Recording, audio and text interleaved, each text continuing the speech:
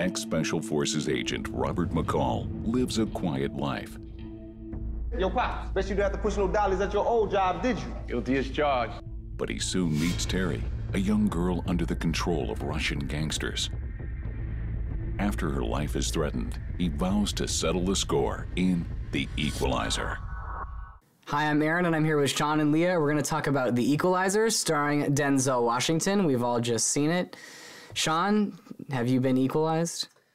All things being equal, I'm going to get that joke out there right at the beginning. Please, get it out now. I found it very routine. Antoine Fuqua's last film was Olympus Has Fallen. This is a lot better than Olympus Has Fallen, but it still has some of the same problems, which is it just is borrowing and taking from all of its predecessors. Olympus Has Fallen, we had Die Hard and all its copycats were just all in Olympus Has Fallen. And here we've got, elements of Death Wish and Taxi Driver and A History of Violence, and all of those I thought explored their themes a lot better than this movie.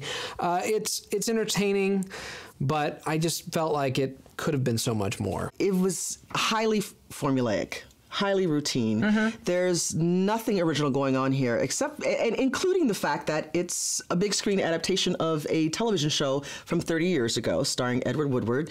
You could almost not even call this film The Equalizer, because if people remember the television show, this guy is kind of like a Ronin. He goes out and he fights on behalf of others who have been wronged in some way, but he doesn't mind using a good measure of violence. It's a film full of platitudes and silly lines of dialogue that we've heard in slight variations many times before. It's a very ridiculous story because he's such a great assassin or ex-Green Beret or Black Ops or whatever the heck he is, that he just always is one step ahead of all the bad guys, knows exactly what they're going to do, which is fun to watch and completely entertaining. It takes place in the real world, conceivably. Right. And with that being said, it doesn't feel like a real world because he's kind of just a superhero.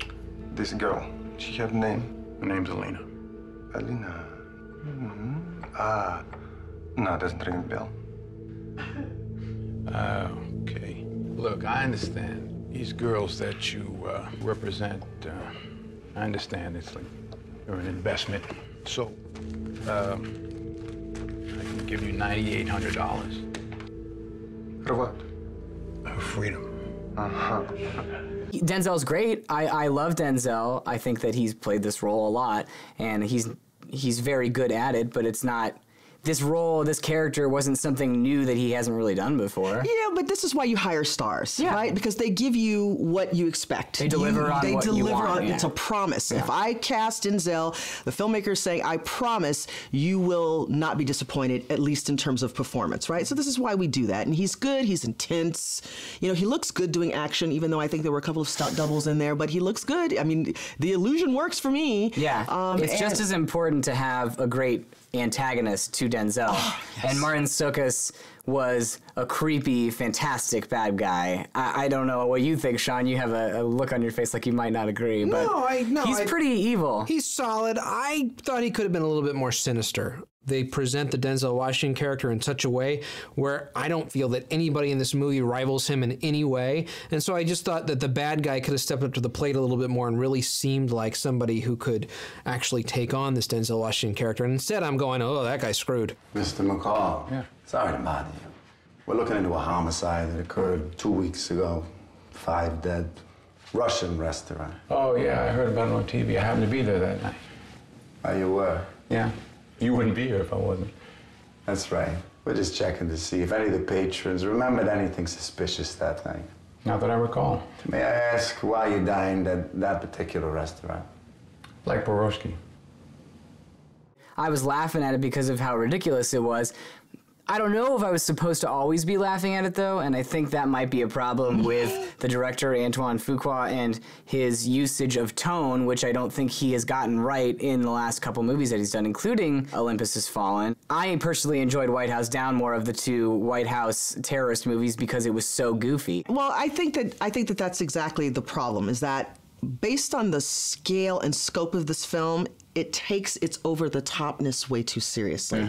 It either needs to go all out and be over the top and wink at the audience and let us know that they know that they're over the top, or dial it back and be more sophisticated. Yeah. And I just don't think that they managed the tone very well with that. I wouldn't go so far as to say the violence is off-putting. I don't think it is. But when you don't have a little bit of relief from that, right.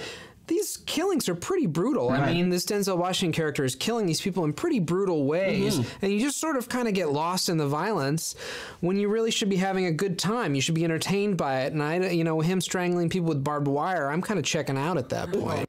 The Equalizer was an entertaining action film. It was better than I expected, but it still wasn't great, so I'm gonna say stream it. The Equalizer is out of balance in its tone and formula, but get a big bucket of popcorn, you'll be entertained. See it. The Equalizer is sporadically entertaining, but it's not as good as the predecessors that it rips off, so I'm going to say stream it. Alrighty, that's 2 full tickets, which is a stream it for The Equalizer. Cheers. Cheers. It's not greater than or less than. Oh my god. It's just equal. Help me, Denzel.